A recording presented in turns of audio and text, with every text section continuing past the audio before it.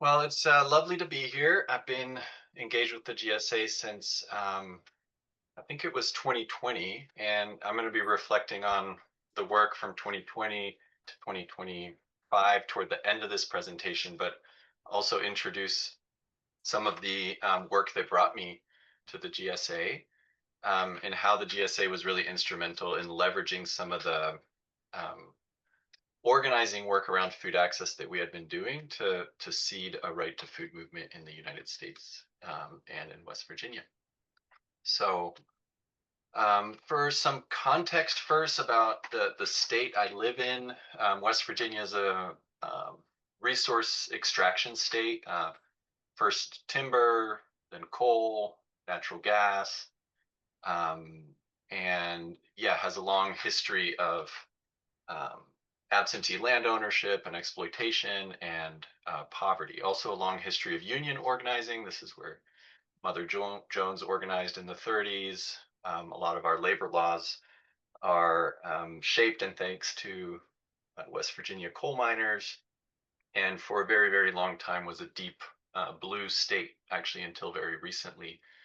Um, it flipped Republican fully in 2016.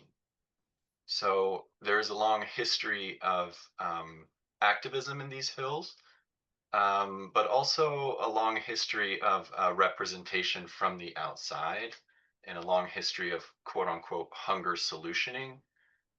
Here we have the bottom left uh, JFK, who won the presidency thanks to West Virginia, or at least the Democratic primary, and came back often and introduced the SNAP program here. So the first SNAP program was piloted in West Virginia. Lyndon Johnson in the War on Poverty, used West Virginia, Kentucky, Appalachia kind of as the poster child for the War on Poverty. And on the top left, there's Jamie Oliver and his Food Revolution documentary, which was centered in Huntington, West Virginia, framed as the fattest city in America. And so there's a lot of feelings from West Virginians about this outside representation of its people. And I just wanted to foreground that as I give this presentation. We're also going through a period of massive disinvestment. So coal was the basis of West Virginia's economy for a long time. And as we transition away from coal and as the economic logics of coal don't make as much sense, we're seeing disinvestment and difficulty in the state to find a viable economic replacement um, for that. Natural gas is booming, but it's very boom and bust and doesn't provide the long-lasting jobs that coal does. Um, and so in the past census, we were the only state in the union to actually lose population, and we have the lowest workforce participation rate. So 54% of people that would be eligible to work have just stopped looking for work. And that translates to almost a quarter of the population struggling to access food, reporting that at least once over the past year, they've struggled in some way, shape, or form to access food. So that's some of the context. This is a Walmart that opened in Kimball, West Virginia, in McDowell County, one of the poorest counties in the country by median income. And it opened in 2005, and people were really excited. Walmart's coming to town. We're going to be able to access a lot of goods and foods that were more difficult to access or that were too expensive for us to access. And it really actually transformed the local food economy in that it put a lot of independent food businesses out of business. 10 years later, this is the same place. Okay, that Walmart closed, and now residents of Kimball have to drive about an hour and 10 minutes to access fresh produce. And this is not a singular story in the state. This is Grantsville in Calhoun County, also a very rural place. I think Grantsville has about 5,000 people, but it's the county seat of a county with 18,000 people in it. So we're talking, very rural spaces in which the conversation about food as a human right is not always so prevalent. In 2017, we got a call from a food pantry director in Calhoun saying, like, could you help? Our Foodland, which is the only grocery store in the county, is running out of food. This is what she sent us these pictures. It's what the shelves looked like. And so while we couldn't help and bail out Foodland with any capital, what we could do is a little bit of research to try to understand why this was going on. And it turns out that in 2017, Foodland, which was owned by a subsidiary called SuperValue, was losing a whole bunch of money in the stock market. People were leaving that company very quickly. And the reason for that was the speculation around the Whole Foods Amazon merger that happened in 2017. And I just pulled this, we're growing something good advertisement that was prevalent across many urban areas in the United States. The state of West Virginia does not have a single Whole Foods. Okay, we're not worthy enough to have a Whole Foods because our median household income is only $48,000. That's about $20,000 below the national median income. And so a lot of people access food in this way. This is a mobile food pantry distribution in Mingo County, West Virginia. This is a regular occurrence all across the state. And, many of you on this call understand these dynamics very well. The Charitable Food Network in West Virginia is made up of 2 regional food banks. So we have the Facing Hunger Food Bank in the bottom there in Huntington. It actually serves 3 different states. They have a territory in Ohio and Kentucky as well. So there's a really interesting governance structure there. And they serve all of the yellow and the red. And that's a territorial overlap where they have to distribute TFAP foods in the red zone, but they don't have access to Feeding America stores in that area. So it creates conflict, specifically with the agencies that don't quite understand why they have to deal with 2 different food banks in those red areas. And then Mountaineer Food Bank is much larger. It has 48 counties, better resourced. And overall, there's these 550 local food charities all across the state. 70% of them are explicitly faith-based and 63% are to distribute TFAB foods. One thing to note is the uneven development across these food pantries. So the base map here on the left is median household income per county. So you can see, like, in many places, there's varied geographies. And in those darker shades where income is higher, just general income, we also see more resources for local food pantries.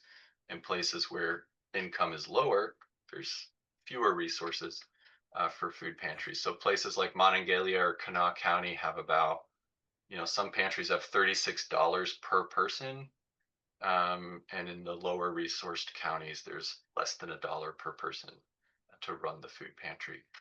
So this very patchwork, ad hoc emergency food landscape, which is not uncommon, but I think that when we talk about emergency food, we don't always think about the highly variable geographies of what that means. And so, yeah, all that to say, highly uneven food environment, exacerbated by, a food system that segments people along lines of disposable income.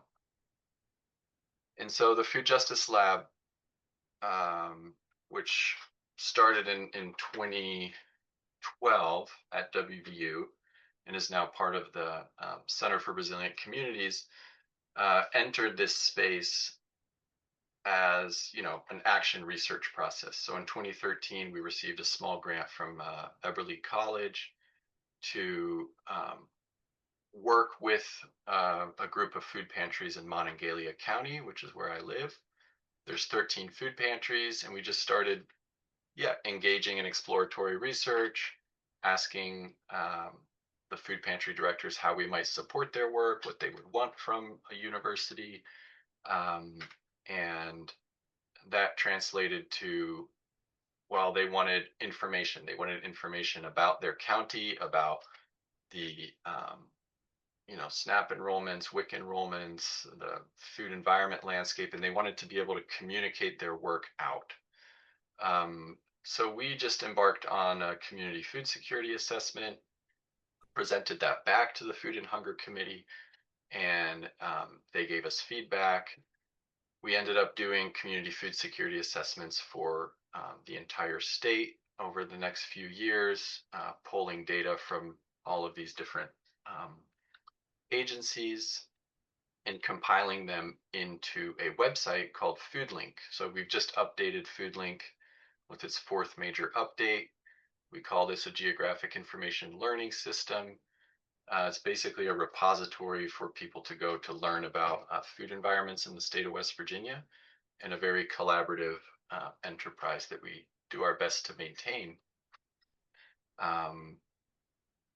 But we didn't just want this data to sit on a shelf, right, or on a website. We wanted it to be used and to kind of understand how people are engaging with these questions of food access and changing food environments in West Virginia. And so the key question driving us was always, how can we build and support capacity in West Virginia to nourish a movement toward the right to food? And what is the role of a university in movement building, right? There's all these tensions of positionality of how to do that. But one thing that we can do is pedagogy. So throughout the process of developing Foodlink, we engaged with all of these different partners, right, from the emergency food networks, but also state nutrition programs that were starting to use the website even for their own reporting back to the federal government, food system development folks, farmers, and then food policy change advocates. We got engaged with this Food for All coalition back in 2017. And so, right to food work really necessitates engagement with really diverse groups of people. And that's what we try to maintain. And bringing those people together to understand what the barriers and opportunities are to advance the right to food, we did through our development of the Nourishing Networks curriculum.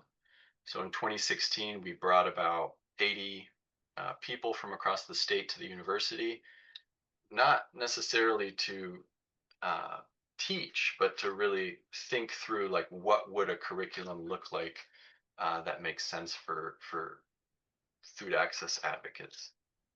And we honed it, and over 3-4 years, we kind of practiced it in communities. And the Nourishing Networks curriculum is about an 8-hour workshop. We go through, what are people's different barriers to food access, income, identity, knowledge, location, crisis. And these are the top 10 barriers identified in those those early workshops. So transportation, income, lack of jobs, lack of food retailers, lack of communication among different agencies, social stigma. So related to Mariana's talk a few months ago to this group, food is not the main barrier. And so food charity is obviously not going to resolve these issues, right? So having data and having the legitimacy of a university institution to present these things back to policy officials has been important.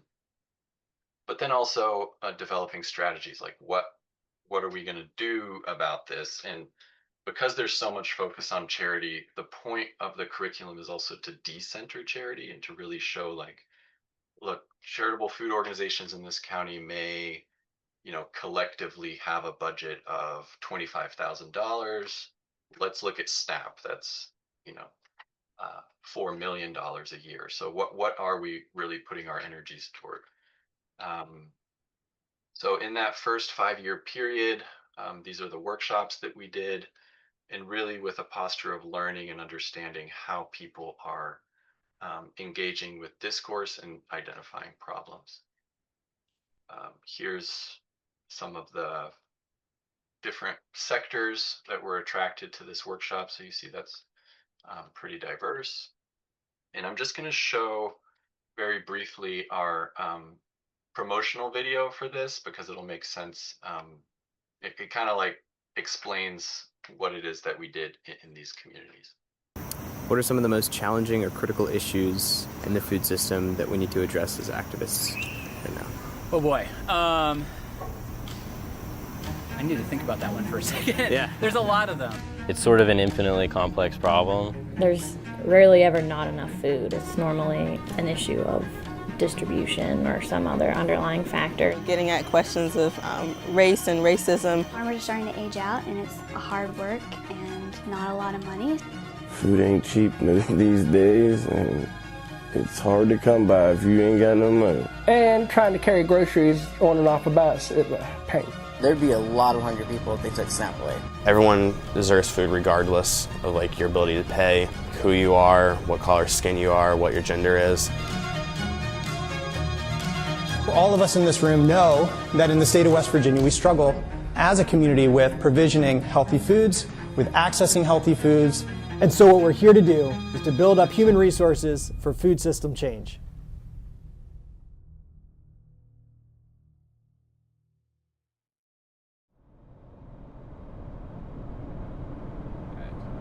Can you introduce yourself, sort of say your role in the lab while you're driving? Cool. So my name's Thompson Gross. I'm the GIS Research Director in the Food Justice Lab. We're on our way back from Calhoun County right now. We're going to observe and help out with a senior box giveaway day. So they're distributing food to seniors in partnership with us and with Mountaineer Food Bank. So that's a project that came out of our Nourishing Networks workshop that we held, 6 months back.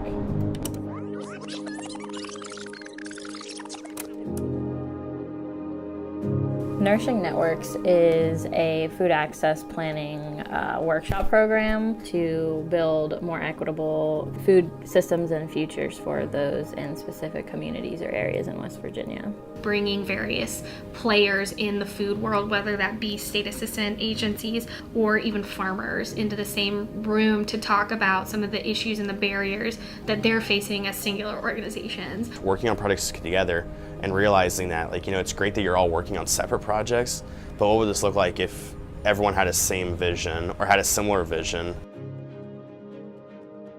Said, hey, there's one retailer in this entire county and it's not always stocked. So we gathered all this data that we could. We put together this workbook, which is where you guys come in. Talking about identity barriers, again, it's an older population. No nearby outlets for produce. Transportation was an underlying issue for all of these. Some of the projects that these organizations are working on and some other assets that might not have been listed. It's sort of like a time to point out, what are we already working with? Creating a mentor program, getting senior citizens and school kids together, addressing this issue of community and relationships between the older generation and the younger generation. So it's establishing this mobile summer feeding site to access those areas that aren't near Energy Express or can't get to it. Open a nonprofit grocer in Arnoldsburg, utilizing lean products.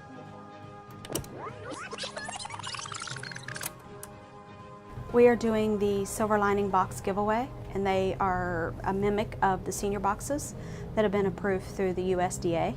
One of the things we do in the workshops is we're able to offer an amount of grant funding. And Calhoun County applied for $5,000 to purchase monthly food boxes for their senior citizens. We initially thought there would be about 30 people in the program, and we're up to 61 just in 2 months. And I am very thankful that y'all have this because You know, there are a lot of seniors in our county that are struggling. You either buy medicine or you buy food, and sometimes it's, you know, it's difficult.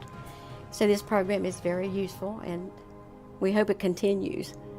Nourishing Networks is linking people on the ground doing the work that needs to be done to a larger set of information. That network in Nourishing Networks is sort of created where people can use one another as resources and work together.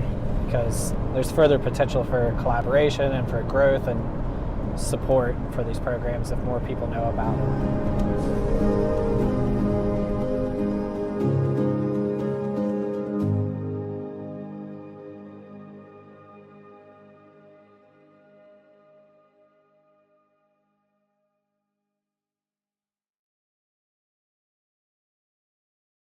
So I show you that because this is kind of what was circulating out of the Food Justice Lab at this time prior to COVID, and some of the resources that we had developed prior to COVID. And we really, you know, I take to heart what Jahi says in his book, Beginning to End Hunger. Like all aspects of the future, the institutions for food sovereignty and food security are not evenly distributed. They're not always evenly apparent, but they are there. And to what extent are, you know, rural food pantries in Calhoun County a potential place from which to realize the right to food is something that I've always,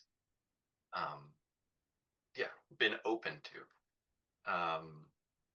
And in 2020, at the height of COVID, our yearly Food for All summits, which we had done since 2017, moved online to a virtual space because of COVID. And we had Jahi as a keynote and Garrett Grady Loveless present kind of on the right to food, food policy, democracy. And there were about 350 people on that call. And in the second day, we had a discussion about race and food access. And Delegate Walker, in that call, you know, following Jahi's presentation on the right to food in Belo Horizonte and Zero Fome in Brazil, was like, I want to introduce a constitutional amendment for the right to food in West Virginia.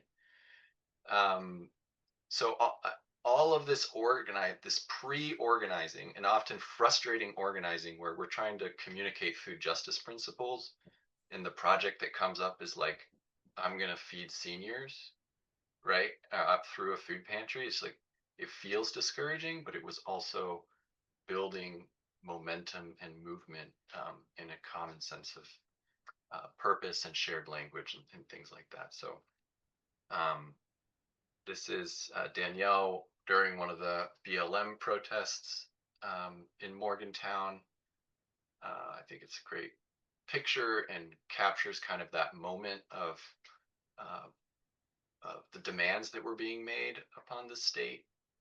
And, you know, her position in the legislature gave us an opportunity to introduce this language around the right to food. We were in touch with Senator Hickman in Maine, and basically just kind of copy pasted his original language, the one prior to its amendment, and introduced it in the State House with, you'll see, not just Delegate Walker, but quite a few co-sponsors. So this was a turning point in the work for us. And another bill that was introduced the following session.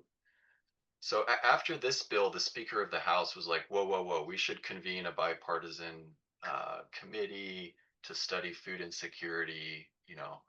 And that bipartisan committee came up with this Office of Community Food Security, which would be kind of a statewide coordinating body.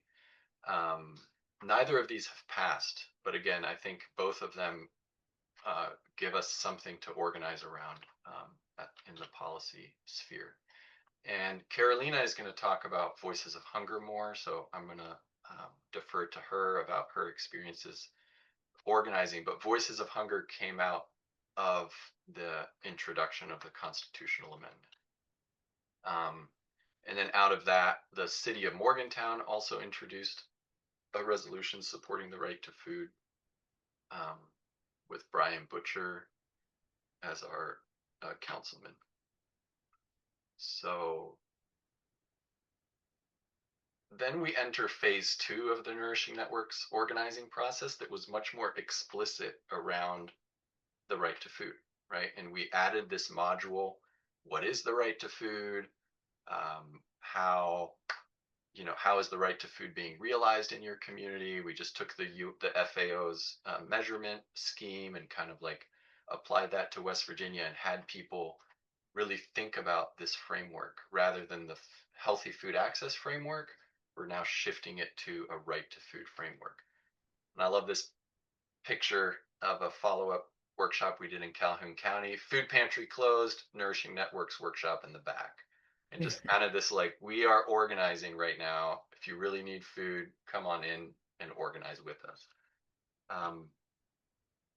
A few other interesting things that happened during that time. Governor Justice, who's now our senator, actually declared food as a human right, even though it has no teeth. We are using that now that he's on the Ag Committee in the Senate, reminding him that he did sign his name to the fact that food's a human right. But really, all of this work has happened through connecting with broader movements, right? I mean, the GSA and the learning from the GSA was instrumental in creating this shift in the state of West Virginia.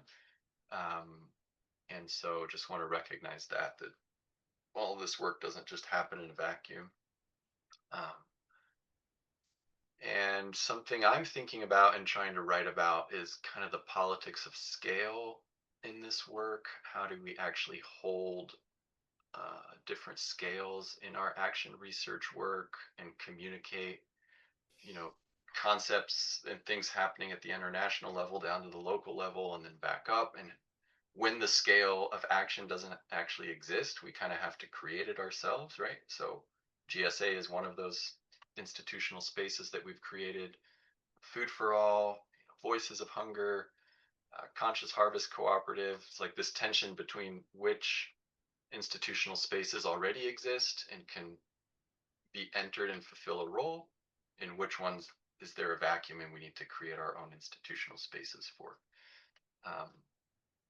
Here are some research posters by students, and that's been the really fun part is, all those people in the video that you saw are students coming through the university, getting engaged in food work, and a lot of them are now working for different agencies or organizations in the state. So this long-term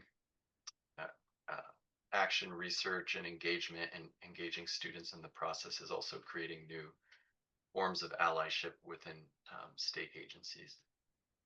And then you can read more about what I just presented on in this paper that was published last year. But I'm going to pass it off to Carolina now to talk about her experience as a student in the Food Justice Lab and then now as the director of Voices of Hunger.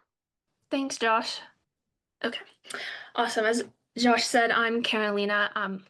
I consider myself the project coordinator of Voices of Hunger, but Josh just said director, so I might have to change that. I started my work in food justice and the right to food through my own lived experience. So when I was in college, I experienced hunger like many college students do in the United States.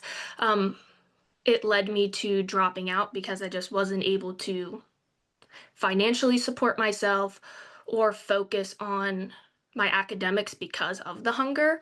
I don't know if anyone here has survived off of ramen noodles for an extended period of time, but it makes it feel like your brain is melting. So I had to make the hard decision to take a little bit of a break from school, but when I returned, I decided that I wanted to look more into food insecurity and hunger and kind of try to give back now that I was in a place where I felt that I could do more. So I emailed the Food Justice Lab and got an internship, which is when I started working on Voices of Hunger. And not to repeat what Josh said, but Voices of Hunger started out of the Food for All Summit, where Delegate Daniel Walker wanted to introduce the House Joint Resolution. So when we started, we started doing monthly Zoom calls, which really just opened up a space for people with lived experiences to share their experience with each other, create community online because it was obviously during COVID, so there's no in-person meetings. And I think it did just really provide a space for people to come together and learn about the human rights perspective to hunger. Because in West Virginia, it's very much a charity model, so that human rights perspective has like never been spoken about. And it's not something that I thought about either until I started doing this work. The Zoom calls did lose energy after about a year. I think people got a lot of Zoom fatigue, but from that time that I was an intern, we were able to pass a municipal level constitution or a municipal level resolution in Morgantown, which I think was pretty awesome. It was a pretty easy process because one of the city council members really championed that and did a lot of the work and talking to his colleagues and getting it passed unanimously, which is something I do not think would happen now, which is kind of sad. The Morgantown City Council has kind of, I would say, taken a couple steps back and has become a little bit more conservative. So having that pass a couple years ago was pretty amazing. After my time as an undergrad research assistant at the Food Justice Lab, I was looking for a job and came across AmeriCorps, which I don't know if anyone from outside of the United States knows about AmeriCorps, but it's an anti-poverty program designed to help nonprofits. I put anti-poverty in quotes because until 2024, they willingly paid their volunteers poverty wages. So when I started out, I was making about like a $550 every 2 weeks. And they would supplement that by having the volunteers use programs like SNAP and Medicaid. And VISTA is a program that was started by JFK in the 60s. And it started as a way for people of better socioeconomic statuses to go into communities and do volunteer work. So a very white savior program, but now it definitely has transformed and many of the volunteers come from the communities they're serving, like I did. So I ended up serving at the WVU Food Pantry, which is a service that I used when I was a student experiencing hunger. Thankfully, since then, the food pantry has evolved. When I was using it, it was a broken file cabinet in the back of our student union. Not a great experience. It was just filled with like random cans of food and trash bags filled with Panera bagels. But since then, it has elevated a little bit. But yeah, Vistas are essential to the nonprofits that use them, especially in West Virginia. When I was a Vista at the RAC, I pretty much did all of the operations. So purchasing food, ensuring that the students were checking in, overseeing all the volunteers and students that ran the pantry, doing all the capacity building, tracking the food that went out of the pantry, writing grants, yeah, pretty much anything you can think of. I did have a supervisor, but they had other responsibilities. And since Trump was elected, he cut the VISTA program by 40%. So that was a loss of around 30,000 VISTAs in the United States, which has greatly impacted those nonprofits that were using VISTAs. So while I was at Vista, as I said, I was working at the Student Food Pantry, which started in 2009. I think it was maybe one of the earliest food pantries in the United States. And since it started, it's grown to 4 locations across campus. But the RAC is funded solely by outside like grants and corporate sponsorship. So when Sodexo was the provider of dining in at the university, they would give the food pantry like a pot of money to purchase food from. The rack is also sponsored by Kroger, and just any other kind of grants that we can get our hands on. So even though the university kind of uses the rack for like its public image, it does not support it financially in any way. And the pantry relies, like many in the United States, solely on volunteers to function, all of which are college students. So the same people that are using the rack are the ones that are running it. And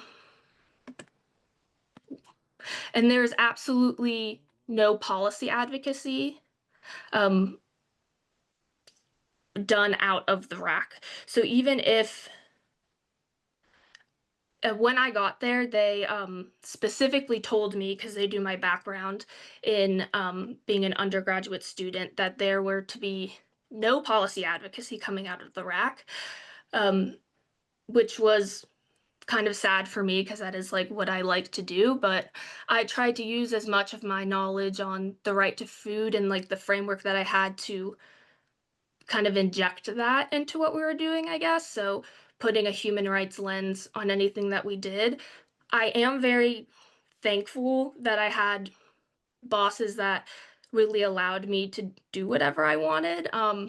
In terms of how the rack operated, they really did trust my knowledge, even though it was like the year of knowledge that I had to help the rack run in like really like the most ethical and equitable way, I guess, possible. Yeah, and then since after my time as an AmeriCorps Vista, I started working again with Voices of Hunger. I wasn't there in 2022 for the launch of the Seeding Sparks Fellowship, but it is a fellowship that was created to build networks of organizers in West Virginia to help advance the right to food narrative in the state. We have taken a step back from introducing amendments and resolutions because there's really no buy-in from stakeholders or elected officials because of the current political climate. There's really more of a focus on like safeguarding laws to do with SNAP and food and farming. But we are focusing more on supporting organizers that are already doing food justice work in the state. And these are some of our organizers that kind of come from many different backgrounds in the work that they do. So Nikki does a lot of farming and gardening and urban farming. Candace has a background in social work, and her organization does a lot with harm reduction. And this picture here is when we went to Mercer County to do a Nourishing Networks with her. So a lot of my work now is just supporting fellows and creating more networks and progressing the right to food narrative in West Virginia. Thanks, Carolina. I think we have a bit of time, like 10 minutes for questions and discussion, if anybody has. Hey, thank you, Carolina and Josh. I keep learning about West Virginia every time you guys talk. I think I know what's going on, and then I learn more. It's really it's amazing the work that that you're doing to really catalog and tell the stories and think through the right to food framework as a way to organize sort of the research as well as the advocacy. My question is about, to Carolina, given that there's the political climate is such that there's not elected officials or public buy-in. I wonder if there might be an opportunity to seed some narrative change work. If you can't do direct organizing or direct asks around right to food policies and laws, that creating those opportunities for for seeding the narrative could be a really, really important thing. Yeah, and I think that's really what we're focusing on doing now because of that inability to like introduce any new legislation is making people aware of the right to food and the concept so when the time comes we can hopefully get people on board. Yeah, and I'll follow up to that. Even just having, HJR 30 to link to on the state website, even though it's not passed, it's never even gotten picked up by a committee to debate.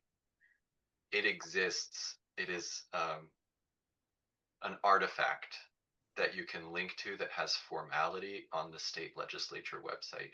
And just being able to send that around to people is like, this is what, would you agree with this? Do you want to work with us on getting this passed? And thinking about the democracy piece of that there's a whole pedagogy around,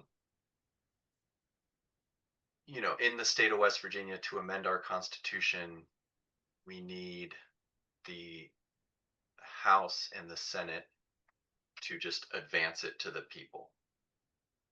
So the governor doesn't even have a say. So if the Senate and the House say, yes, let's put this to a vote, then it will go to a vote.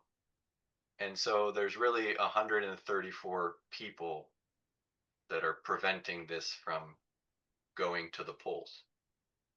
And so when you put it that way and you start educating, it's like, well, put the people in the office that will let this through, right? And so I think it's repoliticizing food as an issue in a place where most people are affected by, whether you're rich or poor, if Walmart disappears or if your grocery store disappears, you're affected. And so how are we repoliticizing food in this place is really the question. Yes, Sarah? Hi, Zaira in New Mexico had to come a little bit late, but Carolina, I have a question for you. I'm glad you pointed out that AmeriCorps Vista actually pays poverty wages and then requires the people in them to use programs like SNAP and Medicaid. And I have had friends who've been AmeriCorps volunteers. Is this something that's talked about at AmeriCorps? I mean, is this feedback that they get that it's an anti-poverty program that actually pays poverty wages? Like, what is that conversation like? So that's my question for Carolina. And then my larger question to the group, and it might not be for today, but I really want to talk about how right to food, what does that mean for people who do the work of laboring to create food? Because I hear small scale farmers that sometimes hear the word right to food as in like, in a very negative way. Like to create food is a lot of labor and it's very physically difficult labor and it's not a 9-to-5 job. And with climate change, it's even more difficult to cultivate food. And so sometimes people have right to food as like right to my labor because the system is so exploitive of labor, of people who farm and farm workers. And so I just think I just want to understand better what we mean in reality of right to food in terms of the labor of the people who create the food. Yeah, to answer your question, so in 2024, when I stopped being a Vista, they changed their pay rate to a livable wage. Again, I'm going to put that in quotes because they started paying people like $15.50 an hour, which we know really isn't a livable wage anymore. But so they were aware for a very long time. And I think conversation amongst Vistas and criticism that they were getting from previous Vistas, I think forced them to change their payment policies. Yeah, a lot of Vistas that have gone through the program do not like it. Fair enough, because again, as I said, it started as like a white savior type of program where people that were from better off communities went into impoverished communities to do like volunteer work. So it was a way for them to get it even said on the Vista website, so you can like live the experience of the community that you're like helping. But since like the 60s, many of the people that are vistas come from those communities. So it didn't really make much sense to keep that. That's system. really helpful history and context. Thank you for that. Mhm. Yeah.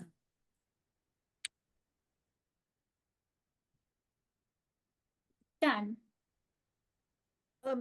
I was really struck by transportation being the first item on that list of barriers. And I don't know if people saw the film. What was that? Now I don't even remember the name of it. Maybe it was A Place at the Table. But anyway, with the sequence in Mississippi where they're having to drive 45, 50 miles to get to any kind of grocery store, and the explanation for why the trucks that deliver food to that state or to parts of the state can't have routes that would take them to the small little country convenience stores, gas station things that exist for produce. And I just think maybe our national conversation needs to pay more attention to rural lack of grocery access, because I don't hear it a lot in in what we talk about. We hear about broadband not making it to rural areas, but how about food? So anyway, I also just want to thank you both. This was a fabulous presentation. I mean, so starting with the context and the disappearance of Walmart sequence, this was really a terrific, and thank you both for creating it and sharing it. Thanks, Jan. Yeah, I mean, I think I saw a presentation by a lawyer last year that was going over some of the changes in the 1980s to transportation laws. Yeah. Where, in the 60s and 70s, there was a lot. I forget the name of the law, but I can send it to you. Basically, this change created conditions that like eliminated public buses and so I think asking this question about transportation in a rural place is really important. Another thing in one of those Nourishing Networks workshops that always sits with me, and they come up with strategies, and maybe we could have a mobile distribution thing that picks up food from gardeners and like goes and I'm like, well, the county should invest in a mobile distribution. Is like, and the woman said, well, we're having trouble buying a new sheriff's car right now. So I don't think the county's going to front for a mobile. And so again, when you think of this like public priorities and what are we funding, started delving into county budgets, and a lot of them are struggling because they're losing coal severance tax, which is their main source of revenue. And so the decisions that are being made are like, yeah, we got to maintain the sheriff and the prison and the jail, but this conversation about food as a public utility is not quite there yet. But our Speaker of the House is from Clay County. There's no grocery store in the entire county. Yeah. And so they are attuned to this, like, but there's still not the idea of food as a public good, and there should be public investment in food systems. So I think we could start seeing a shift just because of the way our food environment is changing so quickly, and the powerlessness around the, if you drive around West Virginia, it's basically like Dollar Generals are popping up everywhere. And yeah, there's no like control over our food environments. So, well, as you know, here in New York City, our mayoral candidate has proposed public grocery stores. Mm-hmm. And one of the best explanatory pieces that's helped people who were shocked by the idea to understand it is to point out that on military bases, there's generally a commissary, a PX or a BX, that sells food at substantially below what the rest of us are paying. It's 20 to 30% cheaper there. So we know how to have a publicly run grocery operation. Well, I'm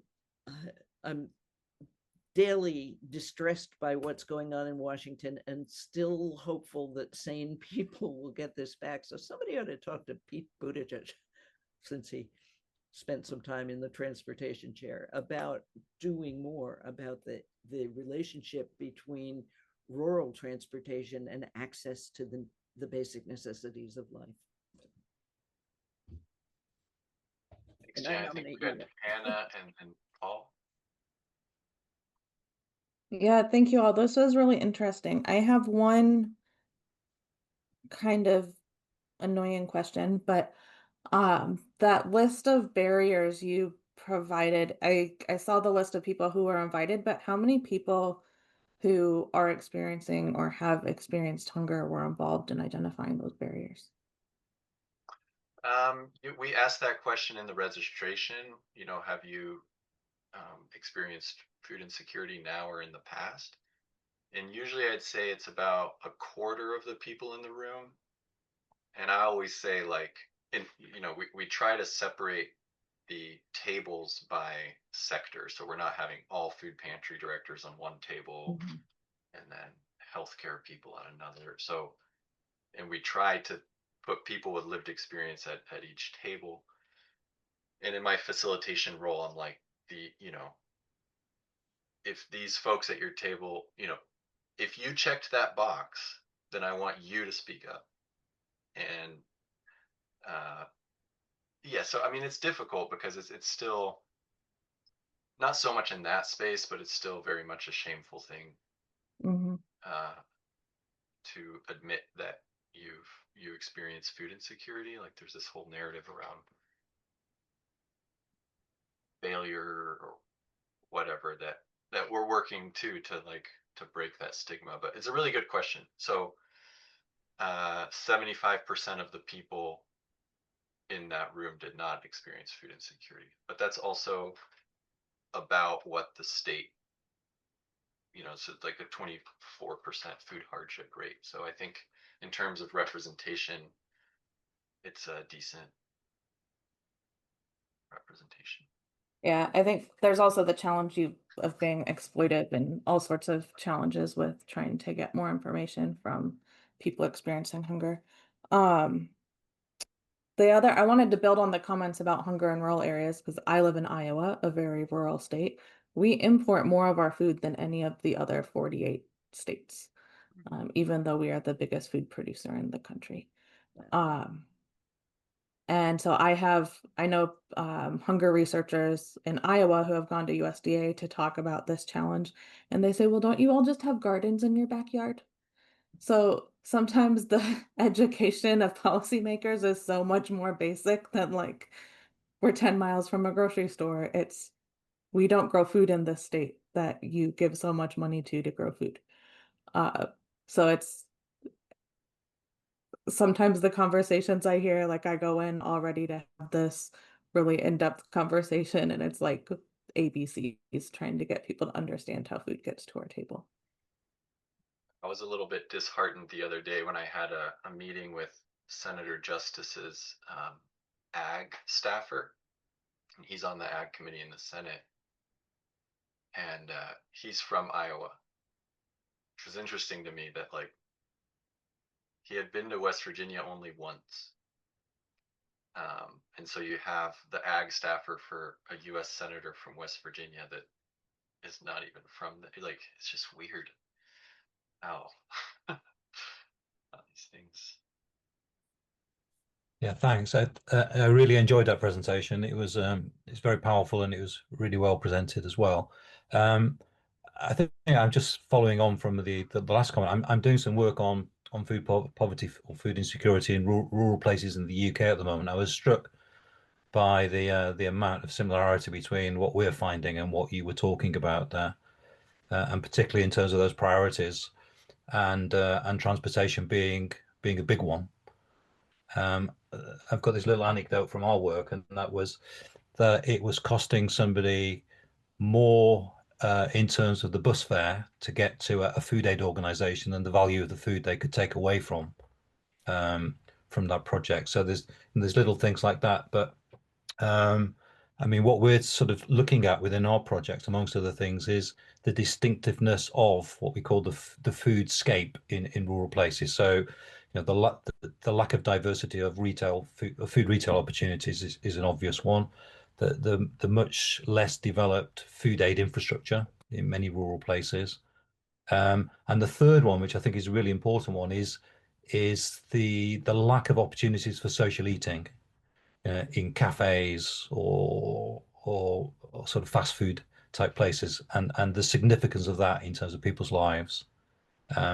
So all of those things in combination just lead to a more individualized sense of food insecurity. But what we're also finding is, because there is a less developed food aid infrastructure in these places, that there is more emphasis on community-based approaches and people sort of self-organizing in community spaces. And even though that's taking away the focus from state responsibilities, some really interesting things beginning to happen in those community spaces, similar to what you were talking about. More creative techniques being talked about, more sensitive approaches to address issues of stigma that tend to be more pronounced in these types of places, and how those coming together, and those discussions are leading to then the creation of new narratives about what food poverty or food insecurity is all about. And we're not quite there with our projects yet, but you can see them developing into more political projects that are going to try and challenge the way your projects are trying to challenge issues of food insecurity and moving towards food rights and more structural responses to those individual and community problems. So very, very much interested in what you're talking about, and struck by the similarities between what's going on in rural Wales, rural England, and what's going on in your places.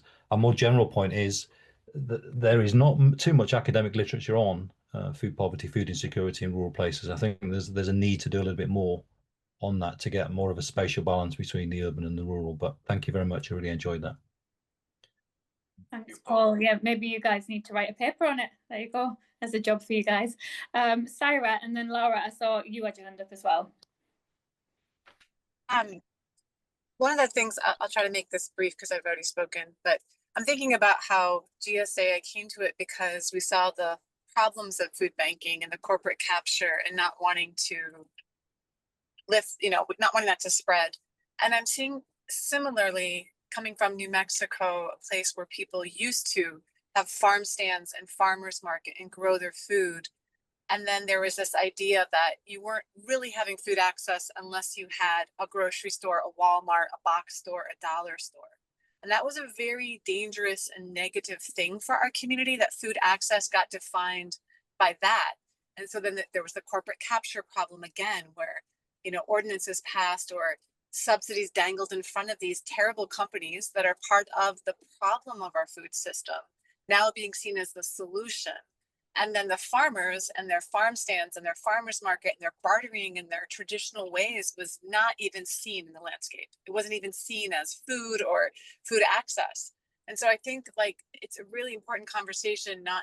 It's interesting to hear the person from Iowa say that there was an assumption that people in Iowa all have gardens, because here we found the opposite. There's an assumption if you don't have a Walmart, you don't have food access. And it erases the more traditional, actually more sustainable, more fair wages, better for the environment way of food access. And so I just want to lift that up, because I'm not always hearing that in the conversation about food access, where it becomes centered on more of the corporate conventional ways that people get food that have actually been very harmful.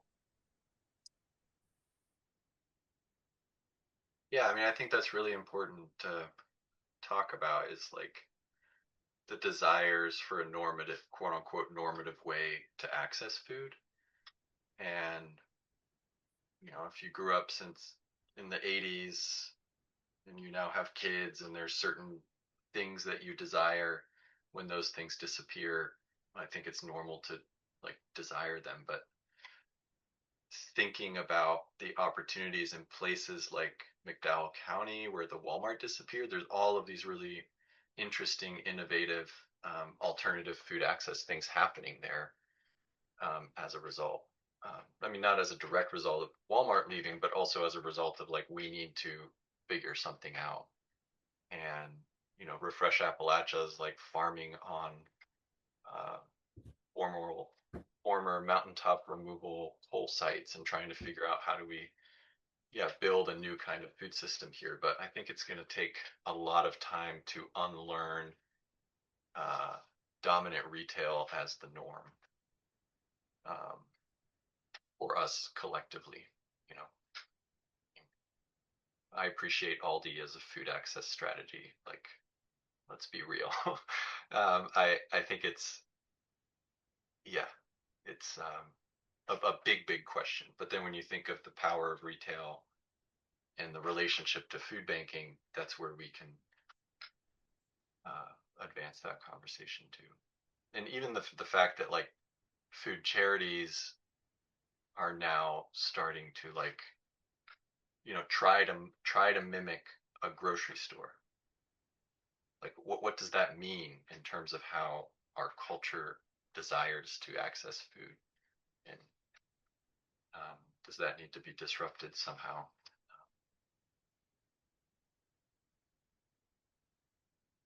Yeah, thanks, Josh. So Laura, you had your hand up, and then Charlie.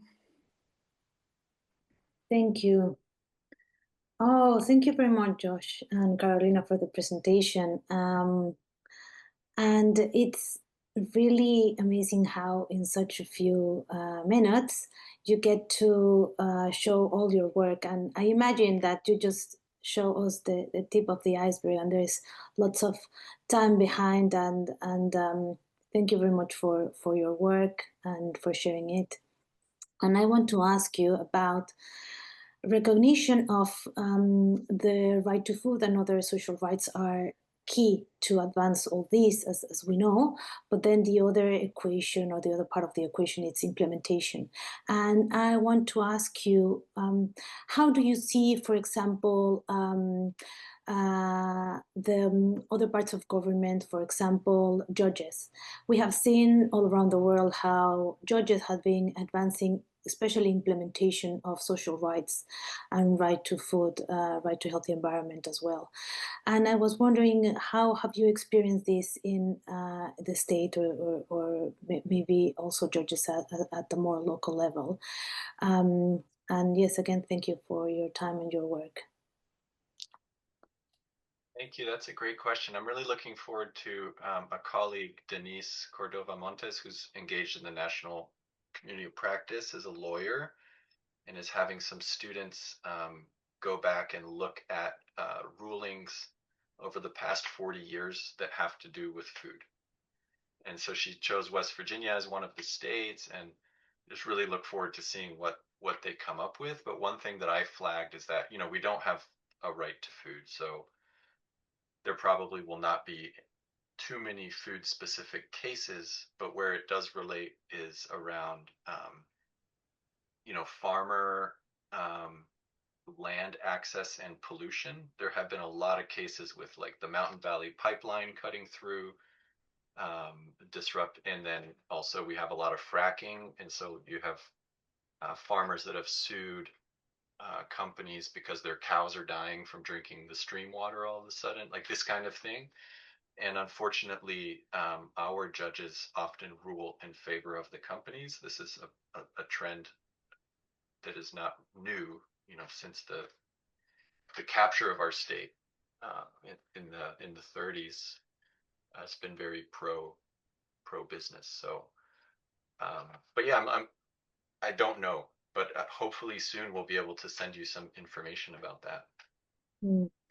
Thank you very much, and just want to very quickly reply to that, that one of the strengths of human rights is that judges from different parts of the world and also from different levels of government don't need to rely on the recognition of these rights at the local level or the national level.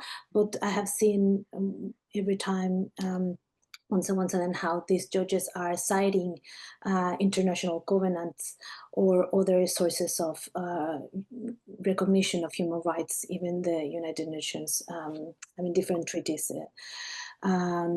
But yes, it will be very interesting to see how these developments get. And yeah, maybe if possible, Josh, if you can then share with me that contact, that would be lovely. Thank you.